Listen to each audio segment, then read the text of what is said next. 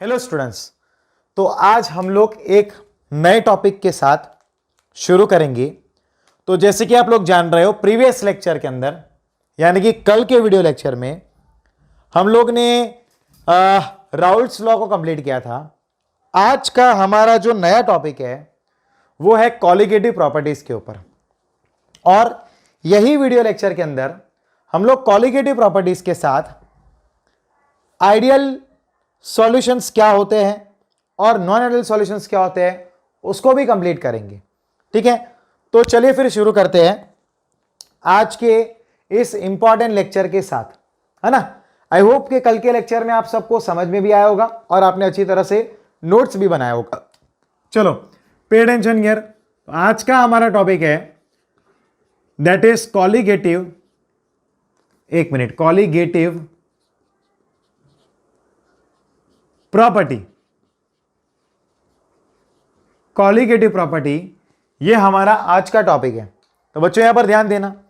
देखो basically colligative property क्या होता है, पहले उसका डेफिनेशन लिखते हैं। तो colligative property,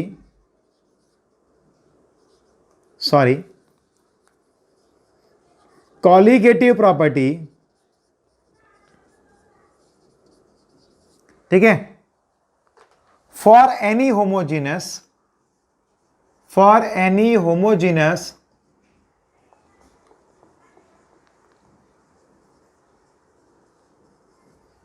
homogeneous solutions are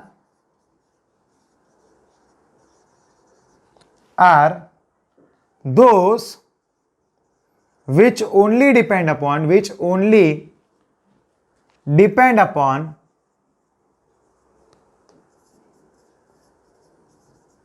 quantity of solute। ठीक है, कॉलिगेटिव प्रॉपर्टीज वो होते हैं कोई भी होमोजेनियस सॉल्यूशन के लिए कि ऐसी प्रॉपर्टी जो सिर्फ और सिर्फ सॉल्यूट के क्वांटिटी के ऊपर डिपेंड हो, उन्हीं को बोलते हैं कॉलिगेटिव प्रॉपर्टी। अब यहां पर नोट करने वाली बात क्या है हमारे लिए, तो जरा ध्यान देना। The nature of solute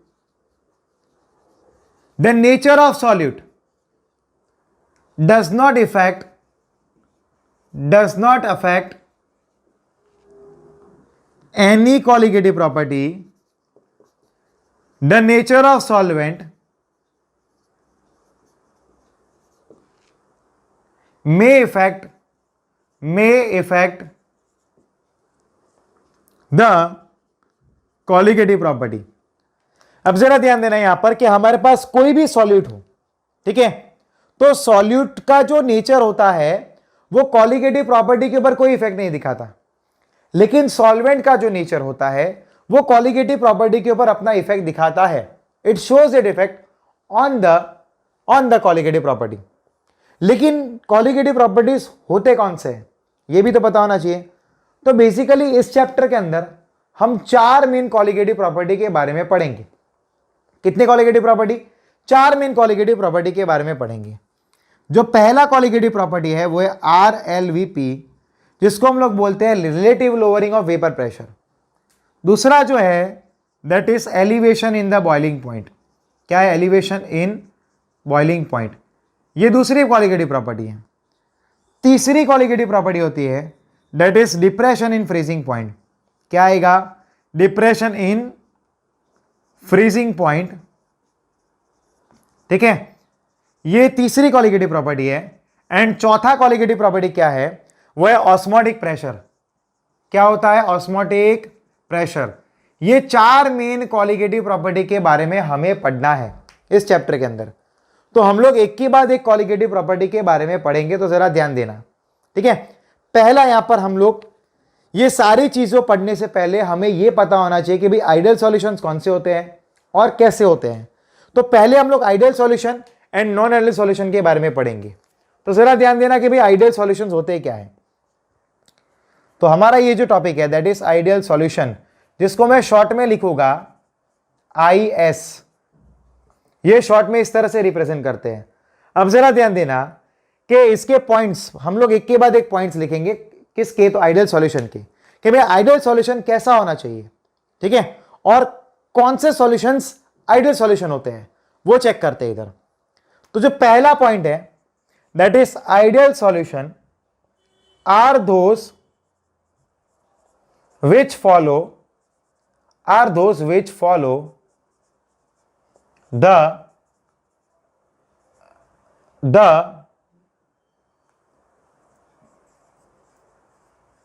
Raoult's law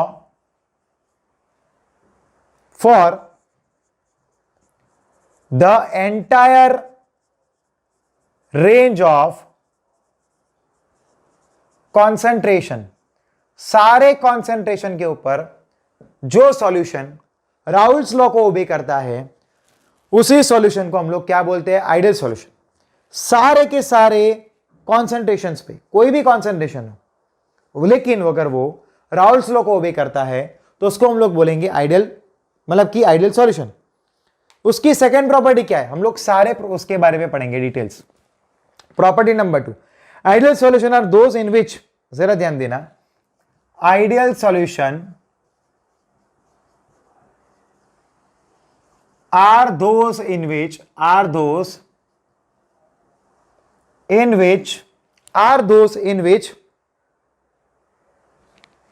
pressure theoretical is equal to pressure observed। यानी कि theoretical pressure is equal to observed pressure होना चाहिए। यानी कि यहां पर क्या होगा कि भाई प्रेशर theoretical कितना होता है, that is equal to PT and that is equal to PA plus PB, इतना होता है। और PA plus PB यानी कि क्या आएगा, आगे हमने राउल्ट्स लॉ पढ़ा था, PA not XA plus PB not XB होना चाहिए। ये P थियोरेटिकल हुआ, ठीक है। अब वैसे ही आप लोग तो इसके बारे में ऑलरेडी आगे पढ़े थे। जरा ध्यान देना कि ये इक्वेशन हमें मिला कैसे। लाइक हमने आगे एक ग्राफ पढ़ा था, ये वाला ग्राफ अगर हम याद करें तो, ठीक है, जिसमें यहां पर इस डायरेक्शन में हमने मोल्स लिया था, इस डायरेक्शन में और इस डायरेक्शन में हमने प्रेशर्स लिए थे, ठीक है। और वहां पर हमारा जो ग्राफ था वो कुछ ऐसा ग्राफ था, ठीक है। और ये टोटल क्या होता है, PT equal to PA plus PB, ये वाला ग्राफ हमने पढ़ा था, ठीक है। तो ये यहां पर क्या हुआ, थियोरेटिकल इसकी बात है, ठीक है। यानी कि थियोरेटिकल और ये ऑब्जर्व दोनों सेम हुआ, तो ऐसे सॉल्यूशन को हम लोग क्या बोलेंगे, ideal solution.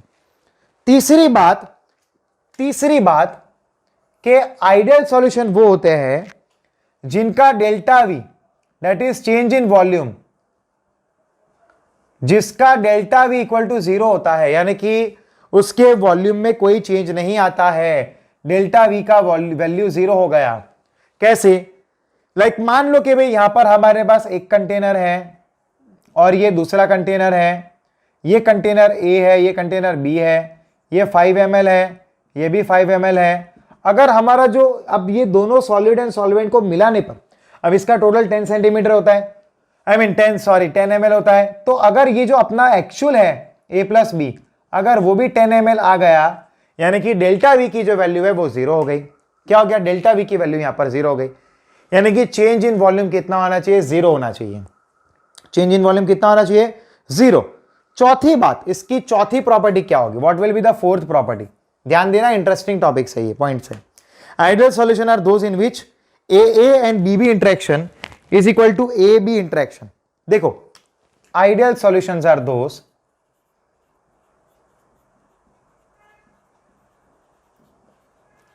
In which AA and BB interaction is equal to AB interaction. समझे, यानी कि AA यानी कि मान लो कोई सॉल्यूट है, उनके बीच में जो इंटरेक्शन है, और BB यानी कि कोई सॉल्वेंट है, और इनके बीच में जो इंटरेक्शन है वो इंटरेक्शन इन दोनों के बीच का, यानी कि AB अगर वो कंबाइन होते हैं तो भी वो इंटरेक्शन सेम होना चाहिए। तो उसको हम लोग बोलते हैं दैट इज आइडियल सॉल्यूशन। क्या बोलेंगे, आइडियल सॉल्यूशन। यानी कि solute solute and solvent solvent का इंटरेक्शन है, मतलब ये होता है कि भाई सॉल्यूट सॉल्यूट का इंटरेक्शन एंड सॉल्वेंट सॉल्वेंट का इंटरेक्शन जो है, ठीक है, that should be equal to solute solvent interaction. समझे कि नहीं, सॉल्यूट सॉल्वेंट इंटरेक्शन ये होना चाहिए, तो उसको हम लोग क्या बोलेंगे, आइडियल सॉल्यूशन। एंड पांचवा एंड आखिरी जो है पॉइंट, ध्यान से देखना, पांचवा एंड आखिरी पॉइंट है कि भाई आइडियल सॉल्यूशन वही होते हैं, ठीक है, वो मैं आपको लिखवाता हूं। पहले आप एक काम करो, इतना समझ लो। चलो मैं आपको एक बार रिवाइज करवाता हूं। पहली बात तो हम लोग ने पढ़ा कि भाई कॉलिगेटिव प्रॉपर्टीज क्या होता है। तो वो प्रॉपर्टीज जो डिपेंड करता है सॉल्यूट के क्वांटिटी के ऊपर, ठीक है। एक और बात याद रखना, nature of solute does not affect, देखो सॉल्यूट का नेचर कॉलिगेटिव प्रॉपर्टी पे कोई इफेक्ट नहीं करता, बट सॉल्वेंट का जो नेचर है वो कॉलिगेटिव प्रॉपर्टी पे इफेक्ट करता है। अब ये चार प्रॉपर्टीज डिपेंड है, ठीक है। चार प्रकार की प्रॉपर्टी को कॉलिगेटिव प्रॉपर्टी बोलते हैं, जो हम इस चैप्टर में पढ़ने वाले हैं। एक है आरएलवीपी, जो हमने पढ़ लिया आगे, relative lowering of vapour pressure. एक हम लोग अब पढ़ेंगे ये सारे टॉपिक के बाद, that is elevation in the boiling point. तीसरा है depression in the freezing point and चौथा है ऑस्मोटिक प्रेशर। ये चार टॉपिक के बारे में हम इस चैप्टर में डिटेल में पढ़ने वाले हैं, ठीक है। अब आइडियल सॉल्यूशन किसको बोलेंगे? ऐसा सॉल्यूशन जो हर कंडीशंस पे, हर कॉन्सेंट्रेशंस पे राउल्ट लॉ को ओबे करे, ठीक है। दूसरी बात, उसका pressure theoretical must be equal to pressure observed. तीसरी बात, उसका change in volume must be equal to zero, यानी कि जो आपके रिएक्टेंट्स है, सॉलिड सॉल्वेंट है, उनका आप टोटल करोगे, that will be equal to उसको मिक्स करने के बाद जो वॉल्यूम हुआ, ठीक है। और चौथी बात कि A interaction and B interaction must equal to A B interaction, ये होना चाहिए, ठीक है। और तभी इनको हम बोलेंगे आइडियल सॉल्यूशन। लेकिन यहां पर एक पॉइंट छूट जाता है, बट आप एक काम करिए, इसको पहले स्क्रीनशॉट ले लीजिए, चलो, और 1 मिनट का टाइम दे रहा हूं, आप इसको समझ लीजिए और स्क्रीनशॉट ले लीजिए, कम ऑन। फिर मैं आगे पढ़ाऊंगा, शांति से 1 मिनट का टाइम लो और इसको समझ लो एक बार, फिर हम लोग आगे जाएंगे। एक बार शांति से दिमाग में उतार लो, चलो एक बार रीड कर लो।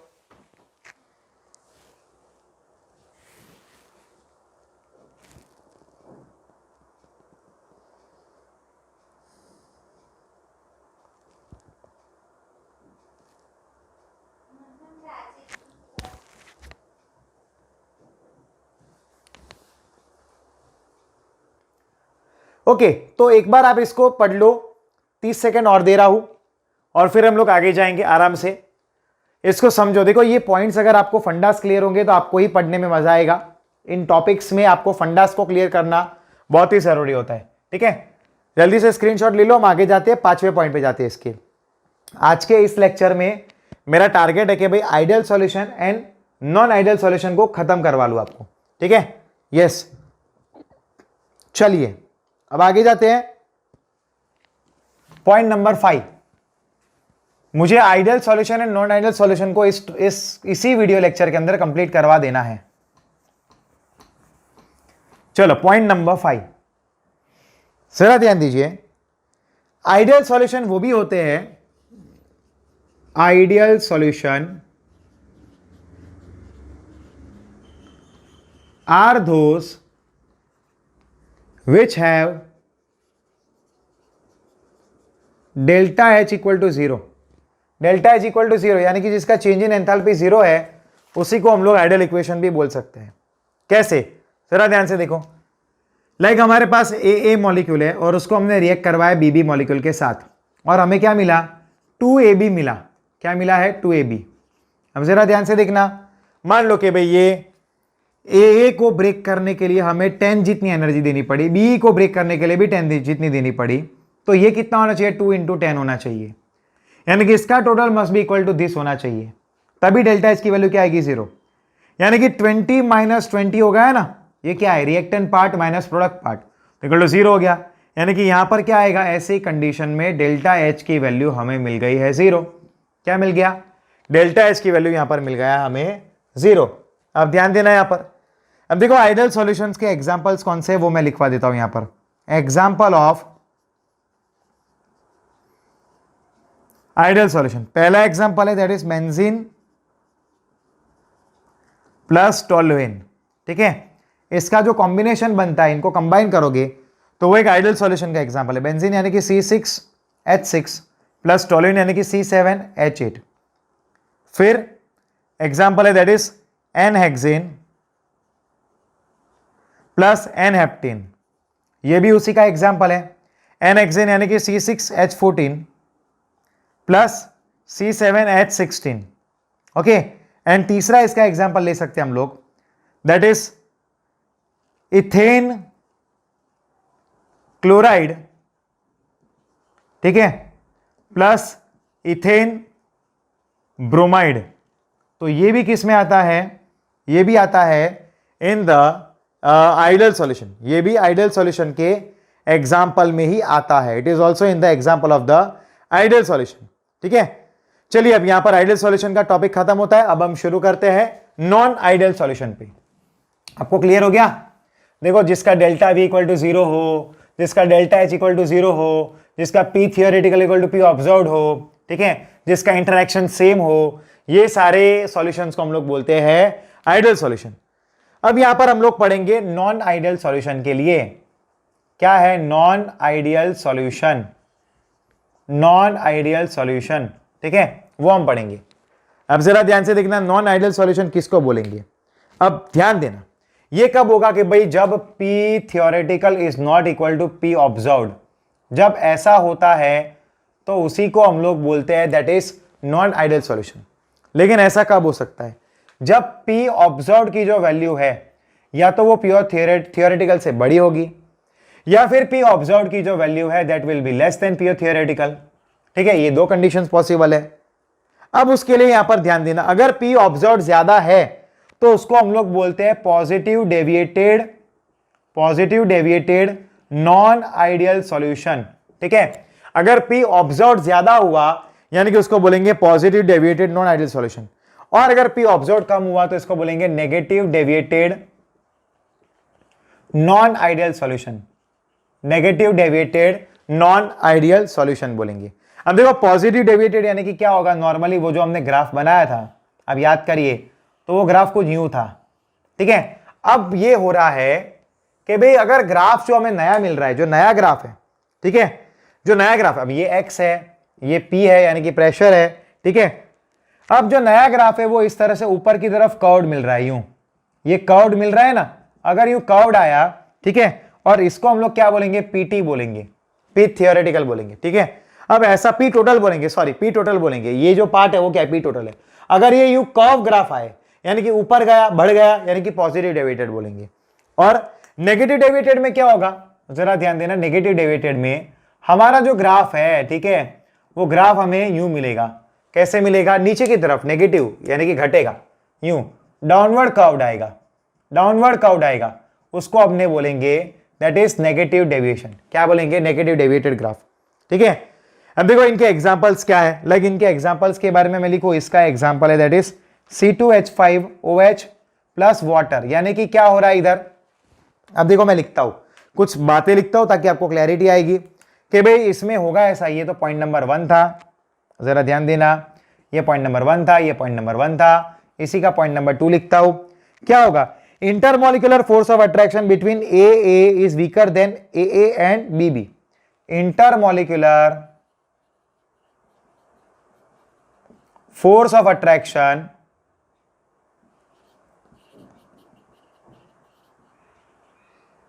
between AB is weaker than AA and BB। अगर intermolecular force of attraction AB का जो है वो अगर मान लो कि भाई कम है तो वो मॉलिक्यूल आसानी से टूट जाएंगे हीट करने पर, और उतने ही ज्यादा वेपर प्रेशर मिलेगा, उतना ही ज्यादा वेपर प्रेशर मिलेगा। सामने क्या होगा, तो सामने मान लो कि भाई intermolecular force of attraction, intermolecular force of attraction को FAO लिख रहा हूं, between AB is greater than AA and BB, तो मॉलिक्यूल आसानी से टूटेगा नहीं और वेपर प्रेशर कम होगा। यानी कि आप समझिए जितने ज्यादा मॉलिक्यूल्स होंगे उतना ही ज्यादा वेपर प्रेशर क्रिएट होगा।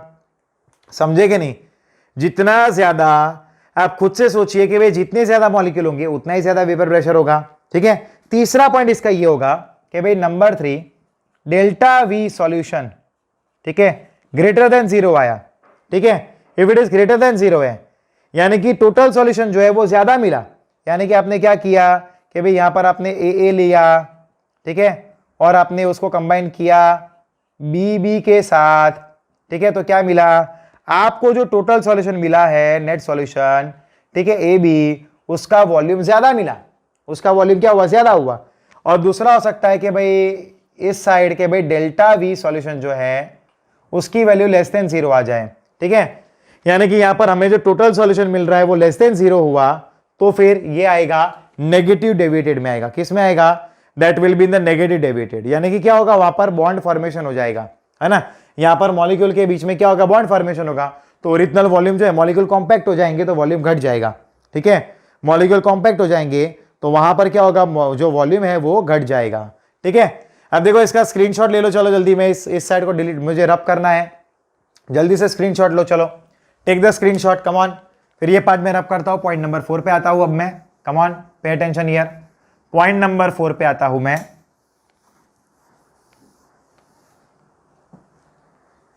पॉइंट नंबर 4, अब यहां पर क्या होगा भाई? डेल्टा एच की जो वैल्यू है, ठीक है, सॉल्यूशन के लिए, that will B also greater than 0, ठीक है। यानी कि क्या होगा कि भाई ए प्लस बी किया गिव्स टू ए बी। तो देखना जरा ध्यान से कि भाई आपको ए को तो, अब इसको क्या हुआ है जरा ध्यान से देखना कि भाई इधर 12 जितनी एनर्जी जनरेट हुई, इधर तोड़ने में 10 जितनी दी, इधर भी 10 दी, तो क्या होगा? 20 माइनस 10 12 करेंगे 8 हुआ, यानी कि इसकी वैल्यू ज्यादा हुई, ठीक है कि नहीं? क्लियर हुआ? तो वहां पर उसकी वैल्यू ज्यादा हो गई तो क्या आ गया? 8 आ गया ना डिफरेंस, क्लियर है? तो ऐसा हो सकता है। अब मान लो कि भाई इधर क्या होगा इसमें, तो उल्टा डेल्टा एच ऑफ सॉल्यूशन जो है that will be less than 0, 0 से कम आ जाएगा। कब होगा? कि भाई इसकी जो वैल्यू है, जरा ध्यान से देखना, इसकी जो वैल्यू है 10 जितनी है। अब देखो जैसे कि ए लिया प्लस बी लिया है तो वो 2ab मिला हमें, तो इसका मान लो कि भाई 10 है, इसका भी वैल्यू 10 है, और सामने -24 मिला, ठीक है। तो क्या आएगा? खुद से सोचिए, +20 -24 यानी कि -4 आया, दैट इज लेस देन 0 हो गया, और -4 यानी कि लेस देन 0 आया, यानी कि नेगेटिव वैल्यू आया, ठीक है क्या नहीं? तो नेगेटिव वैल्यू हुआ यानी कि लेस देन 0 हुआ, और ये पॉजिटिव वैल्यू हुआ यानी कि ग्रेटर देन 0 हो गया। क्लियर हुआ? ये जो वैल्यू मिला पॉजिटिव वैल्यू है, दैट इज ग्रेटर देन 0, तो क्या आएगा? Ideal positive deviated non ideal solution. और अगर यहां पर नेगेटिव वैल्यू आए यानी कि आएगा negative deviated non ideal solution. Obvious है, नेगेटिव है, आप हर जगह पर देखो लेस देन 0 0 ही आ रहा है, इधर लेस देन 0 नेगेटिव, इधर लेस देन 0 नेगेटिव, उधर भी कम हो रहा है नेगेटिव, समझे कि नहीं? उधर क्या है? वहां पर इंटरमॉलिक्यूलर फोर्स ऑफ अट्रैक्शन ही ज्यादा है, इसलिए नंबर ऑफ मॉलिक्यूल कम होते हैं, क्योंकि मॉलिक्यूल टूटेंगे तभी तो वेपर बनेगा, और जितने ज्यादा मॉलिक्यूल बनेंगे उतना ही ज्यादा वेपर प्रेशर क्रिएट होगा। क्लियर है? फिर 5वां लेते हैं, नंबर 5। नंबर 5 जरा ध्यान से देखना कि भाई इसके लिए पी ऑब्जर्व्ड वैल्यू जो है that is greater than P theoretical, जो अभी मैंने आगे लिखा था ये रहा। और इसके लिए क्या होगा? पी ऑब्जर्व्ड जो है that is less than P theoretical आएगा। क्या आएगा? P observed less than P theoretical. अब देखो इनके एग्जांपल्स क्या है, मैं लिखता हूं इसका एग्जांपल क्या है, तो इनके दोनों के एग्जांपल्स मैं लिखूंगा, ठीक है। वहां पर तो मैंने एक ही लिखा था, बट मैं यहां पर एक लिस्ट बनाता हूं। इसके लिए एग्जांपल है लाइक CH3OH प्लस वाटर, ठीक है। इनका positive deviated non ideal solution बनाएगा। इसके लिए क्या आएगा? तो यहां पर C2H5OH प्लस वाटर, ये भी एक उसका एग्जाम्पल है। फिर तीसरा एग्जाम्पल आएगा that is CO2 plus acetone, ये भी एग्जाम्पल है positive deviated non ideal solution. And चौथा है CCl4 प्लस एसीटोन, ठीक है। इस साइड क्या आएगा? Acetone plus chloroform. क्या आएगा? एसीटोन प्लस क्लोरोफॉर्म, ठीक है। इसके लिए क्या आएगा? ईथर प्लस क्लोरोफॉर्म ठीक है। इसके लिए क्या आएगा example? HCl plus water. And चौथा एग्जांपल है that is HNO3 plus water. क्या आएगा? HNO3 plus water. एंड 5वां एग्जांपल है that is phenol plus aniline. क्या आएगा? फिनॉल प्लस एनिलीन, ठीक है। ये इनके एग्जांपल्स है। क्या हुआ? ये इनके एग्जांपल्स है। अब देखो मैं आपको बताता हूं, अगर नॉन आइडियल सॉल्यूशन हुआ तो P theoretical must not be equal to P observed. अब पी ऑब्जर्व्ड की वैल्यू ग्रेटर है तो वो पॉजिटिव डेविएशन में आएगा, और पी ऑब्जर्व्ड की वैल्यू लेस देन है तो वो आएगा नेगेटिव डेविएटेड में। अब पॉजिटिव डेविएशन में क्या आएगा? मॉलिक्यूल ज्यादा बनेंगे, आराम से टूटेंगे, तो मॉलिक्यूल ज्यादा बनेंगे तो वेपर प्रेशर बढ़ेगा, तो टोटल वेपर प्रेशर भी बढ़ जाएगा, तो कर्व ग्राफ मिलेगा। उसमें बॉन्ड बहुत स्ट्रांग रहता है, टूटता नहीं है। कम से कम मॉलिक्यूल टूट कर क्या होंगे? वेपर में कन्वर्ट होंगे, तो वेपर प्रेशर भी घट जाएगा वहां पर। तो वहां पर क्या आएगा? ऐसे नेगेटिव डेविएशन नीचे की तरफ कब आएगा? इनमें intermolecular force of attraction weak रहेगा, ए एंड बी के कंपैरिजन में, वहां पर ग्रेटर रहेगा। यहां पर वॉल्यूम जो है वो बढ़ेगा, वहां पर वॉल्यूम घटेगा, लेस देन 0 आएगा, ठीक है। यहां पर क्या होगा? डेल्टा एच की वैल्यू ग्रेटर देन 0, यहां पर डेल्टा एच की वैल्यू लेस देन 0। और ये तो पता ही आपको, P observed is greater than P theoretical, और इधर P observed that is less than P theoretical. और ये इनके एग्जांपल्स है बच्चों, ये क्या हुआ? इनके एग्जांपल्स है। तो यही होता है ideal solution and non ideal solution, जो हमारा यहां पर खत्म होता है। ठीक है। अगर आपको इन टॉपिक में कहीं पर भी कोई भी क्वेरी है तो आप इसको रिवाइंड करिए, शांति से देखिए, और मेरे लेक्चर खत्म होने के बाद पूरी नोट्स बनाकर उसको लाइन टू लाइन एक बार शांति से समझिए, पढ़िए और समझिए, तो आपको एकदम क्लैरिटी आएगी। इन टॉपिक में कोई बड़ी बात नहीं है, कोई शक्तिमान बनने की जरूरत नहीं, एकदम आसान है। अगर आप रीड करोगे आपको समझ में आ जाएगा। मेरी नोट्स पढ़ो, मेरी नोट्स के अंदर सारी चीजें कवर होगी, और मैंने बहुत ही ईजी लैंग्वेज में बनाकर आपको लिए, मतलब बहुत ही इजी लैंग्वेज में कन्वर्ट करके आपके लिए मैं लिखवा रहा हूं, ताकि आपके रेफरेंस में रहे। जब आप पढ़ने बैठो, आज नहीं 2 महीने बाद भी, तो आप एक बार पढ़ो और आपके दिमाग में घुस जाए, उस तरह से मैंने यहां पर ट्राई किया है। ठीक है बच्चों, तो यहां पर हमारा ये टॉपिक कंप्लीट होता है। मिलते हैं हम नेक्स्ट लेक्चर में। ठीक है, till then good bye, take care. मैं 1 मिनट तक वीडियो चलाऊंगा ताकि आप इसको रीड कर पाओ। ठीक है, और रीड करके आप सबके पास मेरा कॉन्टेक्ट नंबर तो होगा ही, आप मुझे कॉन्टेक्ट करके अगर कोई क्वेरी है तो पूछ सकते हो। ठीक है, तो एक बार रीड करिए और इसका स्क्रीनशॉट जरूर ले लेना बच्चों। ठीक है, take the screenshot of it.